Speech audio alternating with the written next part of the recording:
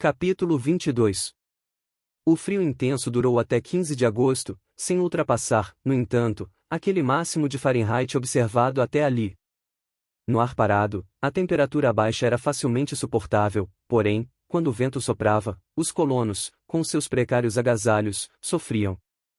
Pencroff pôs-se a lamentar que a ilha Lincoln não abrigasse algumas famílias de ursos, em vez de raposas ou focas, cuja pele deixava a desejar. Ursos costumam andar bem vestidos, ele dizia, e não lhes custaria nada nos ceder seus paletós quentes para o inverno. Ora, Pencroff, arreliava Nab, e se os ursos se negassem a entregar os paletós? Afinal, não sendo eles São Martinho VI. Por bem ou por mal, Nab, por bem ou por mal, replicava Pencroff, num tom exageradamente autoritário. Contudo, ou aqueles formidáveis carnívoros não existiam na ilha ou então não se haviam mostrado até o momento. De todo modo, por via das dúvidas, Harbert, Pencroff e o repórter trataram de espalhar novas armadilhas no planalto do mirante e adjacências da mata. Na opinião do marujo, todo animal, fosse qual fosse, seria uma boa presa, e roedores ou carnívoros que caíssem naqueles mundéus seriam bem recebidos em Granite House. Essas armadilhas, aliás, eram extremamente simples, fossos escavados no terreno, por cima um teto de galhos e plantas dissimulando a abertura, no fundo uma isca cujo cheiro pudesse atrair os animais, e só. Não foram, naturalmente, escavados ao acaso, mas nos locais em que pegadas mais numerosas indicavam frequentes passagens de quadrúpedes. Todos os dias, eles eram visitados, e, em 3 ocasiões, logo nos primeiros dias, foram encontrados exemplares de zorros, já avistados na margem direita do Mersey. Apre! Então só há raposas nesse país! Exclamou Pencroff, na terceira vez que retirou um desses animais do fosso onde ele se encolhia todo. Animais que não prestam para nada. Claro que prestam, disse Gédéon Spilett. Prestam para uma coisa. E para que então? Para servir de iscas e atrair outros. O repórter tinha razão, e as armadilhas foram então preparadas com os cadáveres das raposas. O marujo também fabricara laçadas empregando as fibras do curijonque e estas se revelaram mais produtivas que os mundéus. Era raro o dia em que algum coelho da coltada não se deixasse capturar. Embora o prato de resistência fosse sempre o mesmo, Nab sabia variar os molhos e os comensais não se atreviam a reclamar. Em uma ou duas ocasiões, entretanto, na segunda semana de agosto, os mundéus reservaram-lhe surpresas, aprisionando javalis do tipo já assinalado ao norte do lago. Pencroff não precisou perguntar se aqueles animais eram comestíveis, pois sua semelhança com o porco da América ou da Europa dizia tudo. Mas fique sabendo que não são porcos, Pencroff, alertou Harbert. Meu bom rapaz, disse o marujo, debruçando-se no buraco e puxando pelo pequeno apêndice que lhe servia de cauda um daqueles representantes da família dos suínos, deixe-me acreditar que são porcos. E por quê? Porque me agrada. Gosta tanto assim de porco, Pencroff? Gosto, respondeu o marujo, principalmente dos pés, e, se ele tivesse 8 em vez de 4, eu gostaria 2 vezes mais. Quanto aos animais capturados, eram porcos do mato pertencentes a um dos 4 gêneros que compõem a família, sendo inclusive da mesma espécie dos taiaçus, identificáveis pela cor escura e desprovidos dos longos caninos que equipam a boca de seus congêneres. Vivem geralmente em bandos, sendo provável que abundassem nas partes arborizadas da ilha. Eram, em todo caso, comestíveis da cabeça aos pés, e Pencroff não lhes exigia mais que isso. Em torno de 15 de agosto, uma ventania noroeste trouxe uma mudança de tempo. A temperatura subiu alguns graus e os vapores acumulados na atmosfera não demoraram a se dissolver em neve. Coberta por uma camada branca, a ilha se mostrou sob um novo aspecto a seus habitantes. Nevou tão copiosamente nos dias seguintes que a altura da neve logo alcançou 60 centímetros. O vento não demorou a esfriar drasticamente, das alturas de Granite House, ouvia-se o mar rebentar nos rochedos. Em certos recantos, surgiam súbitos redemoinhos, e a ventania, formando altas colunas giratórias de neve, assemelhava-se àquelas trombas de água que rodopiam na base e que os navios atacam com canhoneios.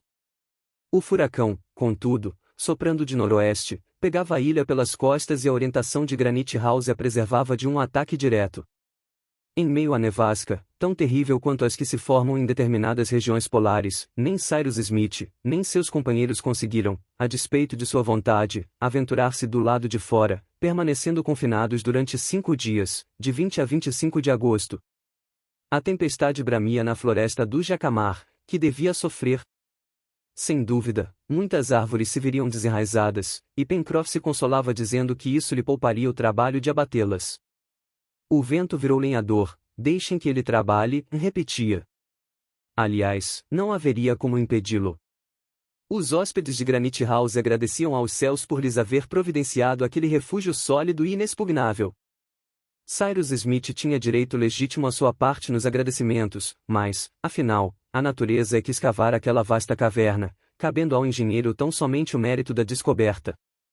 Ali, todos estavam em segurança, e os golpes da tempestade não podiam atingi-los. Se tivessem construído a tal casa de tijolos e madeira no planalto do mirante, ela certamente não teria resistido aos rigores daquele furacão. Quanto às chaminés, a arrebentação fragorosa das ondas bastava para indicar que estavam completamente inabitáveis, pois o mar, passando por cima do Recife, devia fustigá-las impiedosamente. Ali, contudo, em Granite House, no bojo daquele maciço, contra o qual nada podiam água ou ar, não havia o que temer. Durante aqueles poucos dias de confinamento, os colonos não permaneceram inativos. Madeira, já serrada em tábuas, não faltava na despensa e, pouco a pouco, eles completaram o mobiliário, com mesas e cadeiras sólidas. Embora esses móveis, um pouco pesados, não justificassem o nome, que pressupõe a mobilidade como condição essencial, Nab e Pencroff, orgulhosíssimos, não os teriam trocado pelos móveis de Bowley. Concluída esta fase, os carpinteiros transformaram-se em cesteiros, e tampouco se saíram mal na nova atividade. Haviam descoberto, na direção daquela ponta que o lago projetava ao norte, um exuberante vimeiro, no qual brotavam um sem número de vimeiros púrpuras. Antes da estação das chuvas, Pencroff e Harbert haviam colhido aqueles úteis arbustos, e seus galhos, bem preparados, puderam ser empregados com proveito.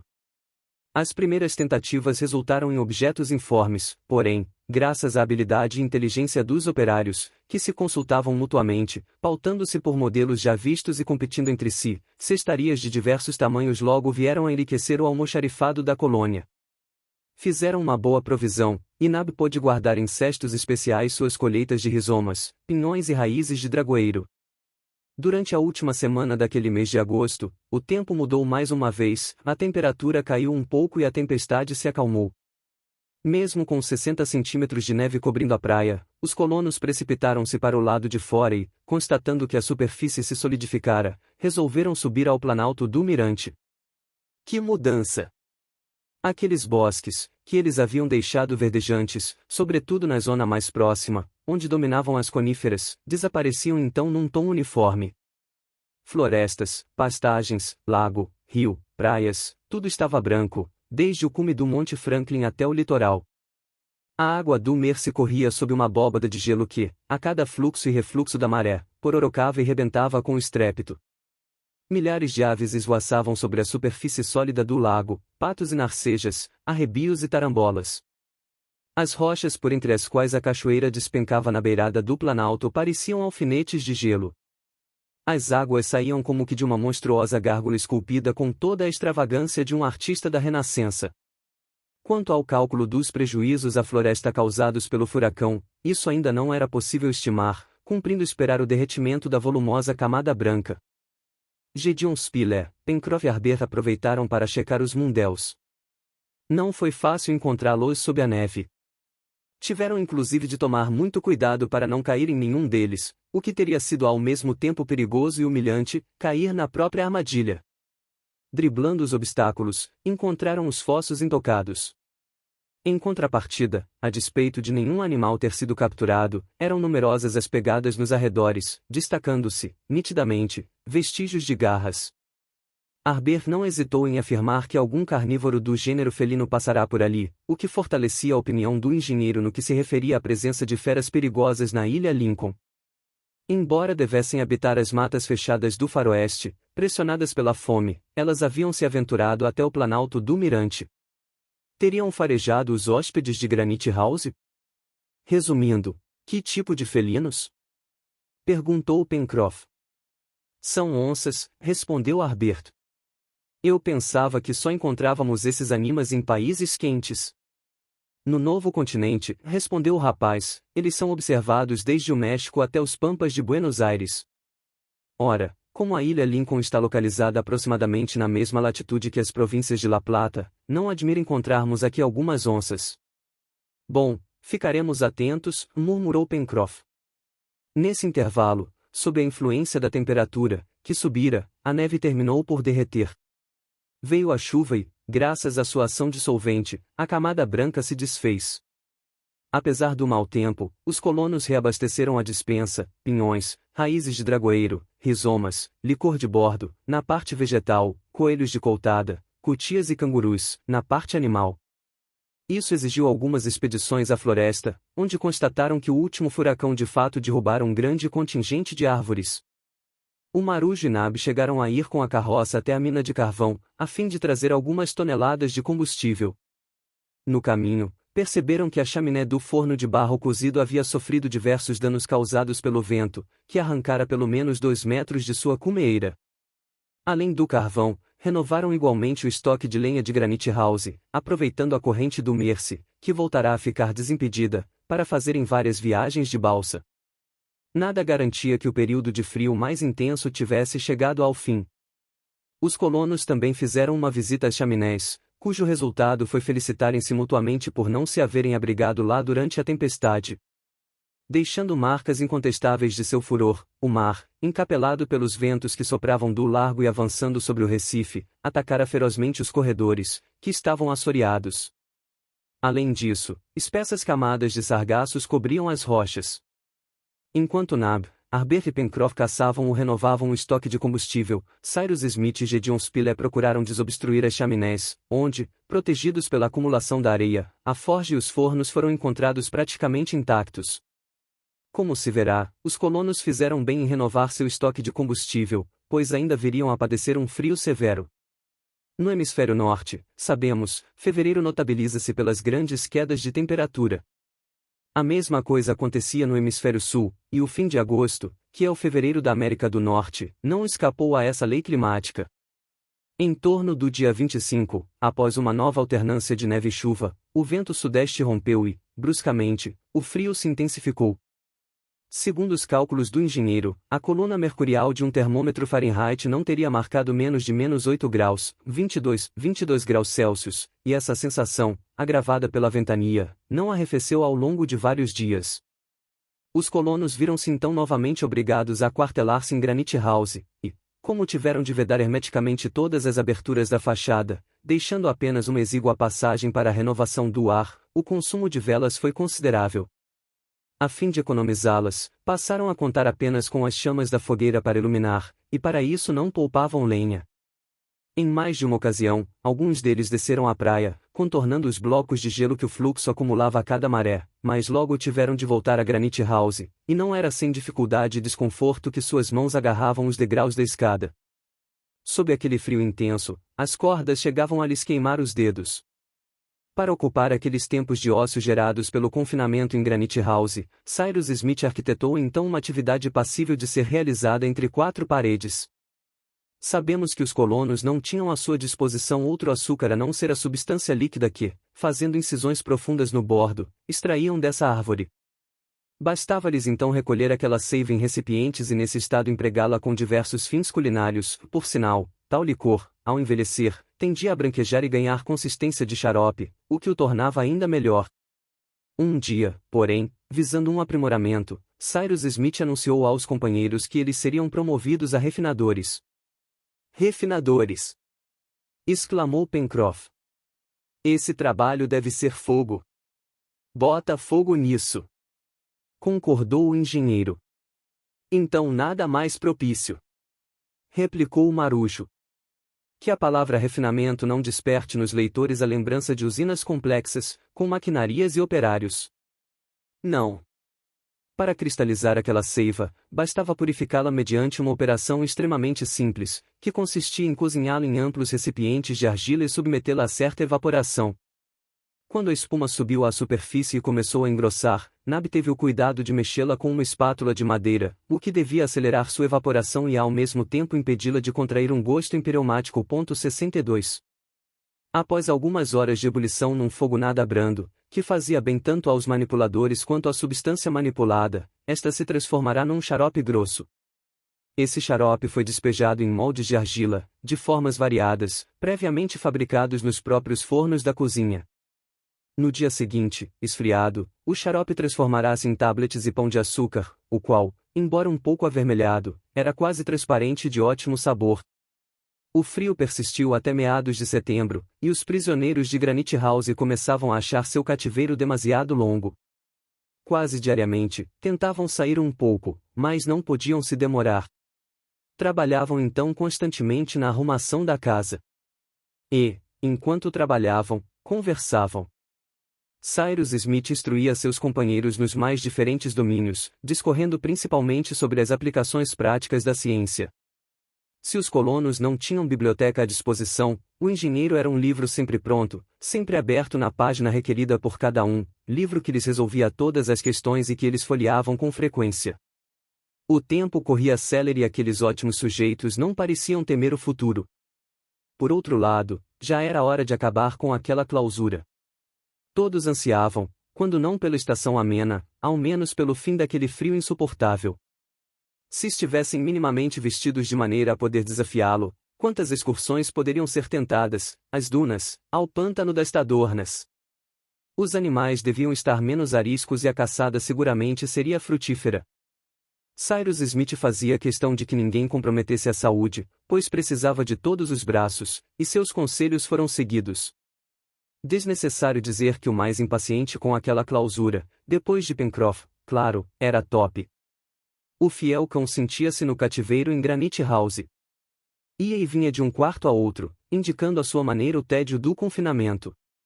Cyrus Smith observara que, sempre que se aproximava daquele poço escuro, que fazia a comunicação com o mar e do qual a boca se abria no fundo da despensa, Top emitia rosnados singulares. Girava sem parar em torno do buraco, já coberto com uma tampa de madeira.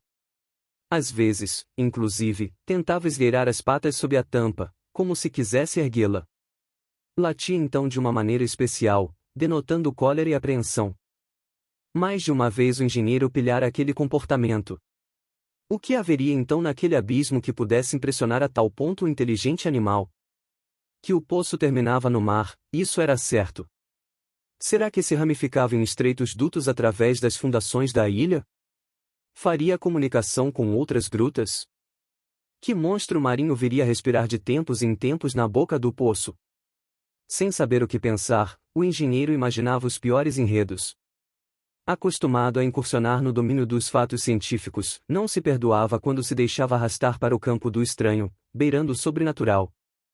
Contudo, como explicar o fato de Top, cão sensato que não perdia tempo uivando para a lua, não parar de farejar e espreitar aquele abismo, se nada acontecia ali que devesse despertar sua inquietude?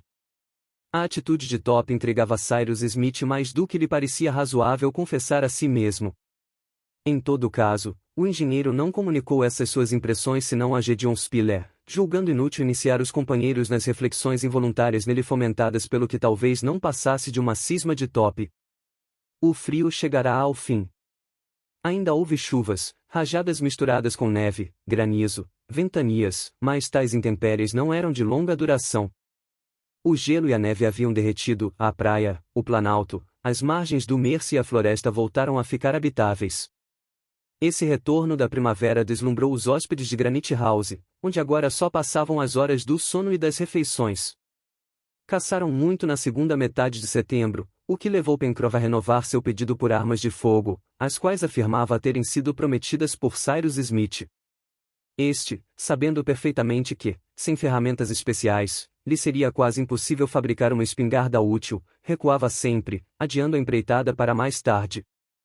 Argumentava, aliás, que Harbert e Gedeon Spilett haviam se tornado arqueiros tão habilidosos que todo tipo de animais excelentes, cutias, cangurus, capivaras, pombos, abetardas, patos selvagens, narcejas, em suma, caça de pelo ou de pluma, caía sob suas flechas, e por conseguinte, eles podiam esperar. Mas o cabeçudo marinheiro não entendia desse jeito e espezinharia o engenheiro até ter o seu desejo satisfeito. Gédéon Spiller, em todo caso, apoiava Pencroff. Se, como tudo indica, a ilha abriga animais ferozes, dizia, precisamos pensar em combatê-los e dizimá-los. Pode chegar um momento em que isso se torne inelutável. Por essa época, contudo, não era de forma alguma a questão das armas de fogo que preocupava Cyrus Smith, e sim a do vestuário. As roupas usadas pelos colonos, embora houvessem resistido àquele inverno, não deveriam durar até o próximo. Peles de carnívoros ou lã de ruminantes, era do que eles necessitavam a todo custo e, uma vez que não faltavam carneiros selvagens, convinha pensar num meio de formar um rebanho para as necessidades da colônia. Um cercado para os animais domésticos e um terreiro para as aves, e, em suma, uma espécie de fazenda a ser criada em algum ponto da ilha, seriam estes os dois projetos a serem executados durante a estação amena. Consequentemente, e com vistas a essas obras futuras, tornava-se urgente conhecer mais a fundo toda a zona inexplorada da ilha Lincoln, isto é, as altas florestas que se estendiam à direita do Mersey, desde sua foz até a extremidade da Península Serpentina, bem como por toda a costa ocidental. Para isso, fazia-se necessário um tempo seco e estável, e um mês deveria ainda transcorrer até que a expedição pudesse ser empreendida de forma proveitosa. Aguardavam, portanto, com certa impaciência, quando se produziu um incidente que veio aguçar ainda mais o desejo dos colonos de vistoriar integralmente os seus domínios. Estavam em 24 de outubro. Nesse dia, Pencroff fora visitar os mundéus, que ele mantinha sempre convenientemente preparados. Dentro de um deles, encontrou 3 animais, que seriam muito bem recebidos na despensa da copa. Era uma porca do mato com 2 crias. Entusiasmado com a captura, Pencroff voltou então a Granite House e, fiel a seu temperamento, fez grande alarde em cima da caçada. Agora sim, Sr. Cyrus, faremos uma refeição digna desse nome! Exclamou. E o senhor também, Sr. Spiller, há de comer. Estou mesmo ansioso para provar, respondeu o repórter, mas qual será o cardápio? Leitão. Tem certeza de que é leitão, Pencroff? Ouvindo, achei que tivesse trazido uma perdiz trufada. Como assim? Revoltou-se Pencroff. Por acaso desprezaria um leitão? Não, respondeu Gédéon Spiller, sem mostrar entusiasmo, contanto que não abusemos. Ué, senhor jornalista, replicou Marujo, que não gostara de ver sua caça depreciada, está se fazendo de difícil? 7 meses atrás, quando desembarcamos na ilha, teria dado pulos de alegria se deparasse com uma caça igual a essa. Está certo, respondeu o repórter. O homem nunca é perfeito e nunca está satisfeito. Enfim, continuou Pencroff, espero que Nab se supere. Vejam. Esses 2 porcos do mato não têm 3 meses. Ficarão tenros como codornas. Vamos, Nab, venha. Eu mesmo vigiarei o assamento. E o Marujo, seguido por Nab, foi para a cozinha, onde se concentrou nos afazeres culinários. Deixaram-no trabalhar como bem entendesse. Nab e ele prepararam então uma refeição magnífica, os 2 filhotes de porco do mato, uma sopa de canguru, presunto defumado, amêndoas de pinhão, refresco de dragoeiro, chá de oswego, e enfim, tudo o que de melhor havia. Destacando-se, no entanto, entre todos aqueles pratos, figuravam em primeiro plano os saborosos porcos do mato, preparados no bafo. Às 5 horas, o jantar foi servido no salão de Granite House. A sopa de canguru fumegava sobre a mesa e não houve quem não a julgasse excelente. À sopa sucederam os porcos do mato, que o próprio Pencroff fez questão de destrinchar e do qual serviu porções monstruosas a cada um dos comensais. Os leitões estavam realmente deliciosos, e Pencroff devorava sua parte com um entusiasmo inaudito quando, de repente, escaparam-lhe um grito e uma imprecação. O que há? Perguntou Cyrus Smith. Ah, lá, que acabo de quebrar um dente. Respondeu o Marujo. Por acaso recheou com pedras os seus porcos do mato? Zombou Gédéon Spiller. É o que parece, respondeu Pencroff, retirando da boca o objeto que lhe custará um molar. Não era uma pedra. Era um chumbinho. Fim da primeira parte.